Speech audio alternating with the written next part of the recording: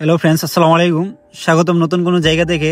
বর্তমানে যেখানে অবস্থান করছি জায়গাটি হলো ব্রাহ্মণবাড়িয়া জেলার সরাইল উপজেলাধীন দরন্তি খাউর বা দরন্তি ব্রিজ বা কোড্ডা ব্রিজ বলেও অনেকে চিনে। এই ব্রিজটা মূলত ব্রাহ্মণবাড়িয়া জেলার অনেক অনেক বেশি পরিচিত একটা জায়গা। এখানে অনেক মানুষই ঘুরতে আসে, অবসর সময় কাটাতে আসে। বিশেষ করে ঈদগুলাতে বা সরকারি যত হলিডেগুলো আছে ওই হলিডেগুলাতে প্রচুর মানুষজন হয়। আজকে শুক্রবার ছিল বিদায় আমরাও আসছিলাম বন্ধু বান্ধব মিলে একটু প্রকৃতির সাথে খাপ খাইয়ে কিছুটা সময় উপভোগ করতে।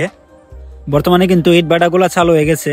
বর্ষাকালে কিন্তু এই খাবারে প্রচুর পানি হয়। বর্তমানে যেহেতু শীত সিজন চলে আসছে তাই যত ইট ভাটা আছে রোডের আশেপাশে সবগুলোই চালু হয়ে গেছে। আপনারা দেখতে পাচ্ছেন নিচে একটা ইট ভাটা, এটাতে বর্তমানে কিন্তু ইট বানানো শুরু হয়ে গেছে। এই রাস্তাটা মূলত ব্রাহ্মণবাড়িয়া বিশ্ব রোড থেকে সরাইল নাসিনগর হয়ে হবিগঞ্জ লাখাই পর্যন্ত গিয়ে পৌঁছেছে।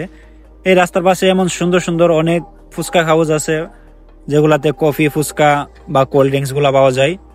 আজকে শুক্রবার বিদায় মোটামুটি অনেক মানুষই আসছিল এই রোডে।